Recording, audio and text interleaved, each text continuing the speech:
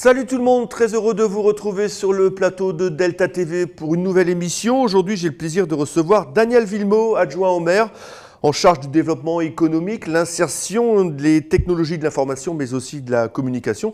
Alors Daniel, selon la formule consacrée, on ne change pas une formule qui gagne. On va bien évidemment parler du marché de Noël, la 21e édition, avec des nouveautés quand même cette année. C'est effectivement la 21e édition du marché de Noël, mais c'est aussi la première édition du marché de l'an, puisque cette année, le marché se déroulera sur 3 semaines, jusqu'au 30 décembre. Donc et c'est une volonté des exposants ou une volonté des acheteurs ou de la ville?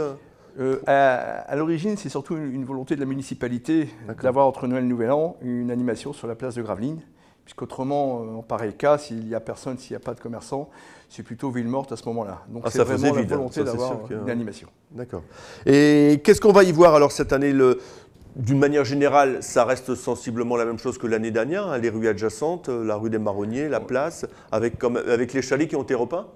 Avec les chalets qui ont tous été repeints, ça va changer la physionomie du marché. Effectivement, on conserve la même configuration, donc les 2 rues de Marlefetel et rue des Marronniers, ainsi que l'axe principal de la place, avec en plus quelques animations nouvelles sur la place, notamment une piste de descente de luge.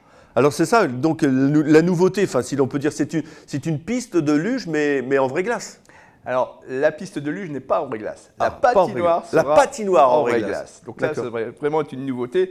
De la mesure où il y a eu quelques années quand même la patinoire qui était en vraie glace, non? Non. Ça n'a jamais été? Non. Durant tous les mandats que nous avons fait, de tous les Noëls que nous avons fait, ça a toujours été une patinoire synthétique. Donc alors les exposants vont venir, c'est toujours plus ou moins la même chose, avec des produits du terroir, des cadeaux, Voilà, on retrouve essentiellement des produits artisanaux et de la gastronomie. Effectivement, des cadeaux, des pendentifs, des sacs, de la verrerie, des petits objets à proposer, également de la décoration de Noël.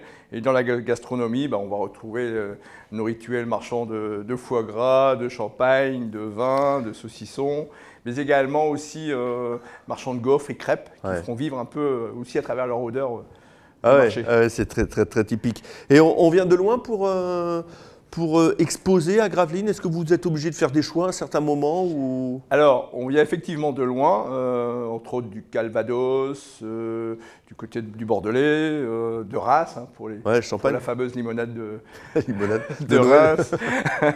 Et on vient effectivement de loin. On fait toujours, comme tous les ans, une commission préalable qui choisit, qui sélectionne les exposants.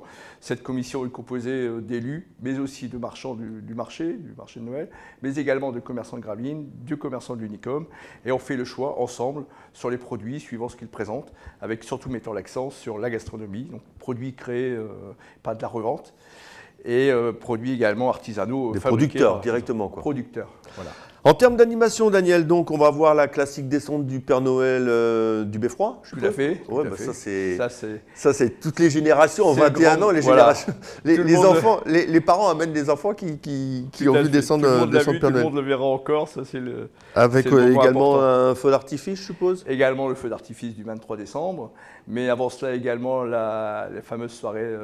Tartiflette. Il y en aura 2 cette année. Toujours un grand moment, ça, soirée tartiflette. 2 cette année, puisqu'on a souhaité également, entre Noël et Nouvel An, faire des animations. Et comme c'est quelque chose qui marche, et qui marche surtout bien pour la famille, en espérant que le temps soit avec nous, on a conservé et on a fait rajouter une date. Oui, un tarif assez dérisoire, c'est ça, 2 € la part et le vin qui va avec. Et le vin qui va avec. Donc c'est moments familiaux qui devraient plaire encore. Et est-ce qu'il y a des choses de prévues en termes de parking surtout? Parce que on pense pas l'engorgement du centre-ville lorsqu'on vient de l'extérieur. De ce côté-là, on fera avec les moyens qu'on a. C'est-à-dire qu'on signale toujours les parkings, mais comme il y a vraiment des moments de pointe, notamment, on en parlait de la descente du Père Noël, on ne peut pas aller au-delà de ce qu'on a comme espace aujourd'hui. C'est vrai que alors, on a par contre une navette, le petit train. Système de navette, voilà, d'accord. Le système de navette du petit train qui desservira les hameaux pour revenir ensuite. D'accord, donc les parkings des Islandais, tout ça, avec un système de navette. De navette. Ah d'accord. L'inauguration est prévue quand, Daniel? Le samedi 12 à 17h30, avec notamment également une présence d'un groupe de gospel qui sera sur place. Voilà. Je vois que vous avez édité un petit fascicule, on a tous les deux le même. Où est-ce qu'on peut le trouver justement il sera distribué dans toutes les boîtes. avec le programme, les exposants, la liste des exposants. Je tiens d'ailleurs à saluer c'est la première fois qu'on le faisait. On a fait une commercialisation d'encarts publicitaires qui nous a aidé d'ailleurs parce que, je tiens à le dire, le budget du marché de Noël est le même que l'année dernière avec une semaine supplémentaire. Donc il a fallu trouver des ressources nouvelles. Et donc on a commercialisé effectivement des encarts publicitaires pour essayer de faire un 24 pages, que les gens puissent lire le programme, ce qu'il va s'y passer, mais également voir quels sont les artisans et gravelinois qui ont sollicité à mettre un encart publicitaire dedans et pour nous faciliter le montage du projet et du budget. Est-ce que vous sentez, Daniel, que l'aura du marché de Noël de Gravelines dépasse largement les pourtours du Sivom? Ça fait déjà quelques années qu'on sent un engouement lors de l'approche du marché de Noël de Gravelines. Moi-même qui travaille sur Dunkerque, qui vais aussi sur l'île régulièrement, on m'en parle, on me dit on va venir. Et on a d'ailleurs déjà sondé les années précédentes pour savoir quelles étaient l'origine des gens qui venaient. Effectivement, ça va bien au-delà d'Arras, au-delà de Lens, au-delà. Voilà, on rayonne quand même sur l'ensemble de la région. C'est vrai que c'est pas pour vanter, mais bon, c'est vrai que c'est si ce n'est le plus beau marché du coin quand même. Je vais faire un peu de chouini, je pense que c'est le plus beau. Ah, d'accord. Je pense que c'est le plus beau.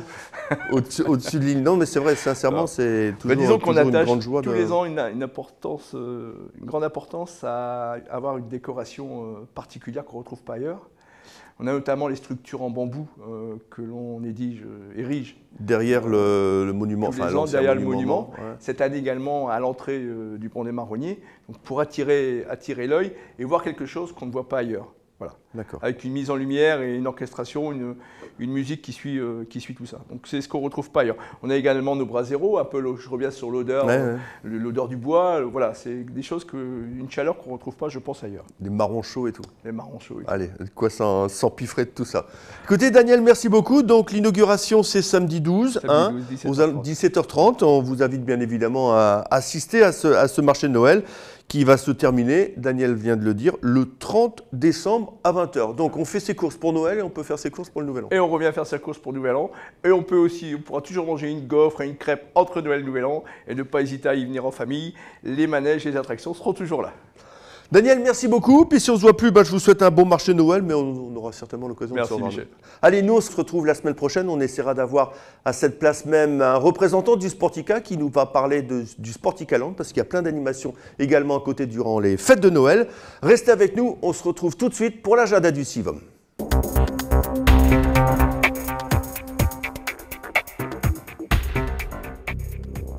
Chose promise, chose due, place à l'agenda du Sivom, en marge donc de ce marché de Noël dont on vient de discuter avec Daniel Villemot.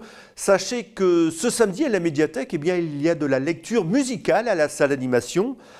La lecture est assurée par Pascal Quignard, c'est à 16h, et la partie musicale est assurée quant à elle par Jean-Jacques Wadou, et c'est totalement gratuit.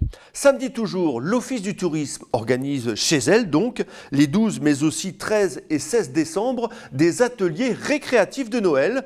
Pour les 2-5 ans, c'est un atelier boule de Noël de 16h30 à 18h. Et pour les 6-10 ans, c'est un atelier do it yourself, autrement dit fais-le toi-même, de 14h30 à 16h. À noter que toutes ces animations seront suivies d'un goûter de Noël. Le tarif est de 4 € pour les enfants. Pour tout renseignement, je vous invite à contacter l'Office du tourisme au 03 28 51 94 00. Dimanche, dès 9h, les Amis de la Balle au Panier organisent un tournoi de basket loisir à la salle des sports des Huttes. Dimanche encore, c'est le mini réveillon dansant des Amis du 3e âge, cher à René Calonne. Ça se passe à la Seine-Vauban. C'est animé par l'orchestre Alexis Labarrière. Dépêchez-vous, il y a encore de la place. Le téléphone 03 28 23 38 89. Et enfin, mercredi, c'est le concert de la classe de chant de l'école municipale de musique en l'église Saint-Willibrord à 19h. Le tarif est de 5 € et la billetterie se fait à l'Office du tourisme.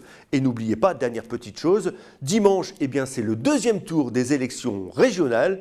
Alors surtout, n'oubliez pas d'aller voter. Nous, on se retrouve la semaine prochaine. Au revoir.